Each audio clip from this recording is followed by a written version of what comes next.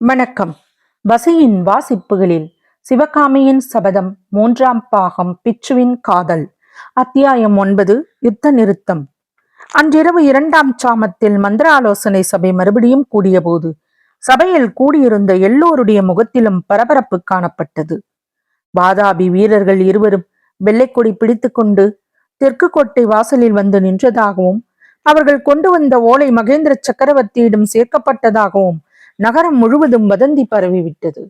ஓலையில் என்ன எழுதியிருந்தது, மகேந்திர பல்லவர் என்ன மறு ஓலை அனுப்பப் போகிறார் என்று அறிந்து கொள்ள அவ்வளவு பேரும் ஆவலாக இருந்தார்கள். முக்கியமாக நரசிம்மவர்மரின் முகத்திலே எள்ளும் கொள்ளும் வெடித்தன. அவருடைய கண்களில் பளிச்சென்று மின்னல் தோன்றி மறைந்தன. தம் பக்கத்தில் நின்ற பரஞ்சோதியுடன் அடிக்கடி சமிக்கா பாஷையினால் அவர் ஏதோ பேசிக் கொண்டிருந்தார். அவருடைய மார்பு புயலால் தாக்கொண்ட கடலை போல் மேலே பொங்குவதும் கீழே அடங்குவதுமாக இருந்தது. சக்கரவர்த்தி வழக்கத்தை விட மிடுக்கான நடையுடன் வந்து சிம்மாசனத்தில் அமர்ந்தார். அவர் கையில் இருந்த ஓலை மீது எல்லோருடைய கண்களும் கவனமும் சென்றன. சபையோர்களே, இன்று மாலை சபை கலையும் சமயத்தில் முக்கியமான செய்தியை எதிர்பார்த்திருப்பதாக சொன்னேன். நான் எதிர்பார்த்ததை காட்டிலும் மிகவும் முக்கியமான ஆச்சரியமான செய்தி வந்திருக்கிறது. மந்திரிகளே, அமைச்சர்களே, தளபதிகளே, அனைவரும் கேளுங்கள். வாதாபி சக்கரவர்த்தி யுத்தத்தை நிறுத்திவிட்டார். சமாதானத்தையும் சிநேகத்தையும் வேண்டி ஓலை அனுப்பியிருக்கிறார் என்று சொல்லி மகேந்திர பல்லவர் தம் கையில் இருந்த ஓலையை தூக்கி காட்டியதும் சபையில் ஏற்பட்ட ஹாஹாக்காரத்தையும் மற்றும் போல வியப்பொலிகளையும் குதூகல சப்தங்களையும் வர்ணிக்க முடியாது. இவ்வளவுக்கிடையில் என்று ஆட்சேபிக்கும் சப்தம் ஒன்று கிளம்பியது. அது மாமல்லர் இருந்த இடத்தில் வந்ததென்பதே சொல்ல வேண்டியதில்லை. மந்திரிகளே, அமைச்சர்களே, உங்களுடைய அபிப்பிராயத்தை தெரிந்து கொள்ள விரும்புகிறேன்.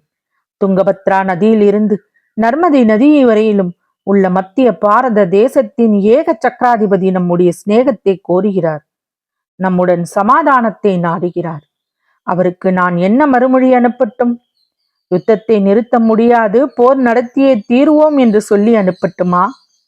அல்லது பல்லவ குலத்தின் பரம்பரை தர்மத்தை அனுசரித்து சிநேகத்தை கோருகிற வாதாபி சக்கரவர்த்தியிடம் நாமும் சிநேகத்தை கை கொள்ளலாமா? சபையோர்களே, நன்றாக யோசித்து சொல்லுங்கள். 15,000 யானை படையையும் 5 லட்சம் காலாட்படையையும் உடைய வாதாபி புலிகேசி மன்னர் யுத்தத்தை நிறுத்திவிட்டு நமது விருந்தினராக காஞ்சி நகருக்குள் பிரவேசிக்க விரும்புகிறார். சில தினங்கள் இங்கே தங்கி இம்மாநகரின் சிறப்புகளை பார்த்து கழித்துவிட்டு போக ஆசைப்படுகிறார். அவரை மரியாதையுடன் வரவேற்று உபசரிப்போமா, அல்லது கோட்டை கதவுகளுக்கு இன்னும் சில தாழ்களை போட்டு அடைப்போமா? உங்களுக்குள்ளே கலந்து யோசித்துக் கொண்டு ஏக மனதாக அபிப்பிராயத்தை எனக்கு தெரியப்படுத்துங்க சக்கரவர்த்தி. பிறகு சற்று நேரம் சபையில் ஒரே கலகலப்பாய் இருந்தது. மந்திரிகளும் அமைச்சர்களும் ஒருவர் உற்சாகமாய் பேசிக் கொண்டார்கள். கடைசியாக பிரதம மந்திரி சாரங்க தேவப்பட்டர் பேசுவதற்கு எழுந்து நின்ற போது சபையில் நிசப்தம் குடிக்கொண்டிருந்தது. பல்லவேந்திரா, தங்களுடைய ராஜதந்திரத்திலும் தீர்க்க ஆலோசனையிலும் இச்சபையோர் அனைவருக்கும் பூரண நம்பிக்கை இருக்கிறது. எந்த காரியத்தை எந்த காலத்தில் எப்படி செய்ய வேண்டுமோ அப்படி தாங்கள் செய்து முடிப்பீர்கள் என்று எல்லோரும் உறுதி கொண்டிருக்கிறோம். ஆகவே முதலில் தங்களுடைய அபிப்பிராயத்தை தெரிந்து கொள்ள விரும்புகிறோம் என்றார். அப்போது சக்கரவர்த்தி, பட்டரே, என் அபிப்பிராயத்தை கேட்கவும் வேண்டுமா? அவசியத்துக்கு மேலே ஒரு வினாடியும் யுத்தத்தை நடத்துவதில் எனக்கு பிரியவும் இல்லை. ஒரு உயிரேனும் வீணாக சேதமடைவதில் எனக்கு விருப்பம் இல்லை. இந்த கோட்டைக்குள் இருக்கும் நாம் எல்லோரும் கூடிய வரையில் ஒரு குறையும் இல்லாமல் சௌகரியமாக இருக்கிறோம். ஆனால் கோட்டைக்கு வெளியே கிராமங்களிலும் பட்டணங்களிலும் உள்ள பல்லவ நாட்டு பிரஜைகள் பெரும் கஷ்டங்களுக்கு ஆளாகி இருக்கிறார்கள். தொண்டை மண்டலத்தில் இந்த கோடை காலத்தில் பயிர் தொழிலே நடக்கவில்லை. இன்னும் சில மாத காலத்தில் பல்லவ நாட்டு பிரஜைகளை பெரும் பஞ்சம் பீடிக்க கூடும். இப்பேற்பட்ட நிலைமையில் அனாவசியமாக யுத்தத்தை வளர்த்துவது எனக்கு சம்மதமில்லை. மேலும் உத்தராபத ஹர்ஷவர்த்தன் சக்கரவர்த்தியை போர்க்களத்தில் புறங்காட்டச் செய்த வீராதி வீரரான புலிகேசி மன்னர் யுத்தத்தை தாமே நிறுத்திவிட்டு வெளியே வந்து சமாதானத்தை கோரும்போது நாம் அதை எதற்காக நிராகரிக்க வேண்டும்? என்னுடைய அபிப்பிராயம் சமாதானத்தை நிலைநாட்ட வேண்டும் என்பதுதான் என்றார்.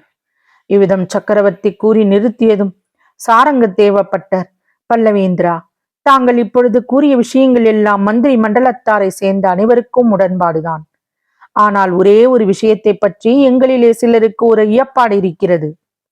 வாதாபி சக்கரவர்த்தியை காஞ்சி நகருக்குள் விருந்தினராக வரவேற்பது பற்றி தாங்கள் சொன்னீர்கள். அது உசிதமான காரியமா என்பதுதான் சந்தேகப்படுகிறோம். வாதாபி மன்னர் பழி பாவங்களுக்கு அஞ்சாத வஞ்சகர் என்றும் அசுர குணம் படைத்தவர் என்றும் கேள்விப்பட்டிருக்கிறோம். காஞ்சியை பார்க்க வருவதாக அவர் சொல்லுவதில் ஏதேனும் அந்தரங்க சூழ்ச்சி இருக்கக்கூடும் அல்லவா என்றார். மகேந்திர பல்லவர் புன்னகையுடன் கூறினார், சாரங்க தேவரே, முன் ஜாக்கிரதையுள்ள மதிமந்திரிகள் சொல்ல வேண்டியதைத்தான் நீங்கள் சொன்னீர்கள். யோசிக்க வேண்டிய காரியம்தான். ஆனால் வாதாபி அரசர் கேட்டிருப்பதில் ஒரு விதமான சூழ்ச்சியும் இருக்க நியாயமில்லை. அவருடைய யானைப்படை காலாட்படை எல்லாவற்றையும் காஞ்சிக்கு 2 காத தூரத்துக்கு அப்பால் அனுப்பிவிட சம்மதிக்கிறார். அவருடைய முக்கிய மந்திரி பிரதானிகள் 10-15 பேருடன் நிராயுதபாணியாக காஞ்சிக்குள் பிரவேசிக்க சித்தமாக இருக்கிறார். சபையோர்களே, நம்மிடம் இவ்வளவு பூரண நம்பிக்கை வைத்து செய்தி அனுப்பியுள்ளவர்களிடம் நாம் எவ்விதத்தில் சந்தேகம் கொள்வது? ஆகவே யுத்தமா சமாதானமா என்பதை பற்றித்தான் உங்களுடைய அபிப்பிராயம் வேண்டும். மறுபடியும் மந்திரிமார்களும் அமைச்சர்களும் ஒருவரோடொருவர் கலந்து ஆலோசித்தார்கள். கடைசியில் சாரங்க தேவப்பட்டர் எழுந்து, பல்லவேந்திரா, மந்திரி மண்டலத்தார் சமாதானத்தையே விரும்புகிறார்கள். வாதாபி சக்கரவர்த்தியை காஞ்சிக்குள் வரவேற்கும் விஷயத்தில் தங்களுடைய கருத்து எதுவோ அதன்படி செய்யலாம் என்று அபிப்பிராயப்படுகிறார்கள் என்றார். தொடரும். பசியின் வாசிப்புகள் பிடித்திருக்கும் என்று நம்புகிறேன். எனக்கு சப்ஸ்கிரைப் செய்து, லைக் செய்து, ஷேர் செய்யவும். தங்களின் மேலான கருத்துக்களை கமெண்டில் பதிவிடவும். அதுவே எனக்கு உற்சாகமூட்டும். நன்றி.